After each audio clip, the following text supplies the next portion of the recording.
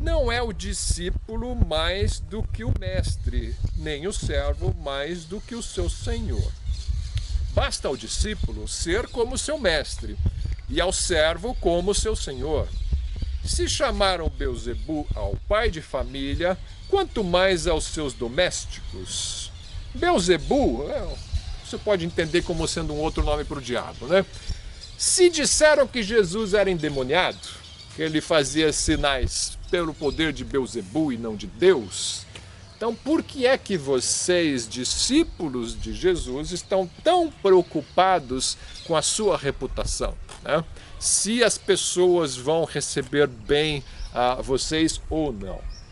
Você não sabe se eles vão receber bem ou não, mas vai e fale.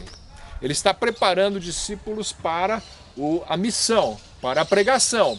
Então ele está preparando o coração deles para a reação das pessoas. As pessoas não vão reagir muito bem, em geral, com relação à sua palavra, com a sua pregação. Eles vão achar que se eles fizerem mal para vocês, eles estão fazendo um bem para a humanidade. Tá? Vai vir um tempo em que todo aquele que prender ou talvez até matar um discípulo de Jesus Cristo vai cuidar, estar fazendo uma boa ação para a humanidade, porque essas pessoas são nocivas, essas pessoas são tóxicas, essas pessoas corrompem a sociedade, elas não seguem a cosmovisão prevalente, então nós tentamos mudar a mente delas por bem, mas se não deu certo, elas continuam atrapalhando, então nós temos que agir com força, e as pessoas vão agir com força contra os discípulos de Jesus, assim como fizeram lá atrás, na época que Jesus estava aqui. Então, esse contexto, esse ambiente, esse clima da época da primeira vinda de Cristo, nós podemos esperar que se repita próximo à segunda vinda de Cristo. Um período, um clima em que os verdadeiros discípulos serão olhados como um mal para a sociedade, como se nós fôssemos um mal à sociedade que precisa ser combatido para o bem da humanidade. Nós precisaremos ser combatidos para o bem da humanidade. Então Jesus está preparando as pessoas, os seus discípulos, para que saibam que é assim. Vocês vão ver o que vão fazer comigo. Ele está falando para eles. Vocês já viram um pouco, já viram que eles me chamam de Beelzebu, né?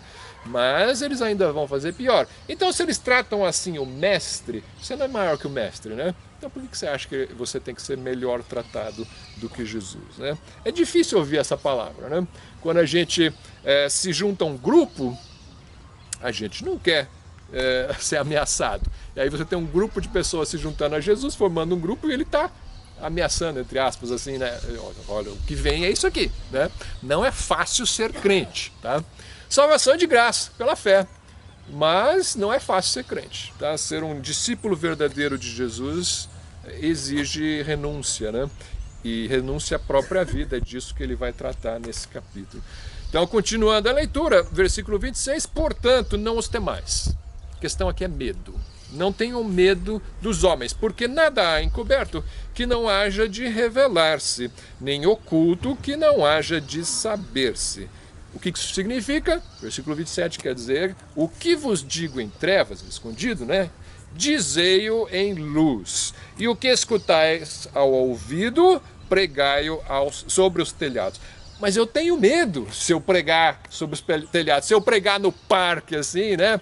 O que pode acontecer, né? Eu tenho medo de alguma reação contrária. Ele está falando, olha, pregue sobre os telhados. Anuncie, porque chegou o tempo de pregar, não dá para esconder. O fim dos tempos está se aproximando. Então as pessoas têm a necessidade e o direito de saber o que está acontecendo e o que vai acontecer. E nós é que sabemos isso. E nós é que temos que falar. Então chegou o tempo, vamos falar. O que vai acontecer está tudo escrito aqui. E não tenha medo dos homens. Não tenha medo dos homens. Não tem mais os que matam o corpo, versículo 28, e não podem matar a alma.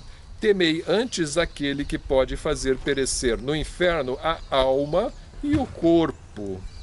Então, Está falando mais uma vez de medo, né? Temei.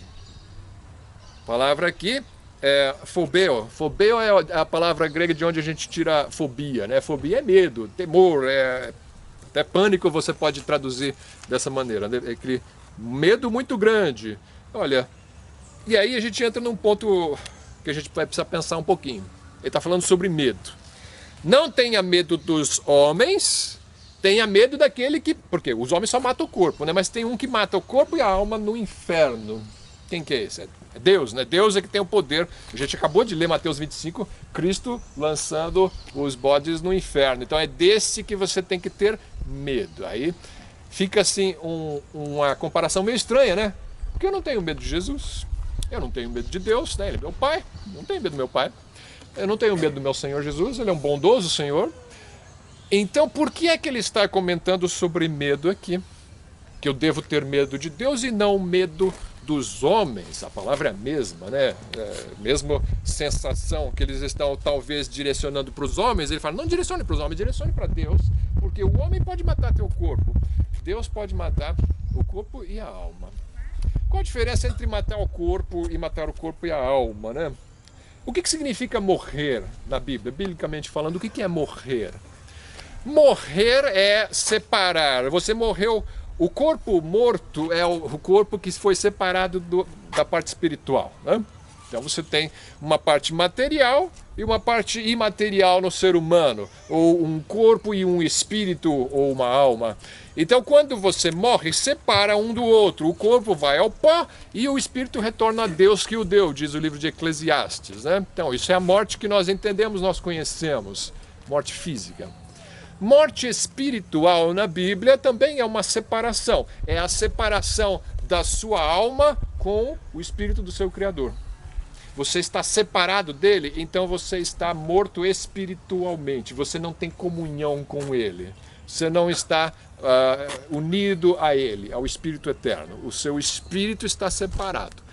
Então você vai encontrar na Bíblia duas situações onde a pessoa está morta espiritualmente. Uma, desde que ela nasce. Desde que a pessoa nasce, ela está morta espiritualmente, porque nós não nascemos vivos, nós nascemos mortos espiritualmente. Não nascemos em comunhão com Deus. Não nascemos fazendo a vontade de Deus. Nós nascemos fazendo nossa vontade, né? Então, você vai estar num estado de separação até um momento na sua vida onde você tem capacidade intelectual para isso, não, um bebê não tem essa capacidade, mas até um certo momento na sua vida você adquire uma capacidade intelectual de tomada de decisões e de compreender a verdade. Então as pessoas têm essa capacidade de escolha. E você chega então nesse ponto em que você precisa escolher.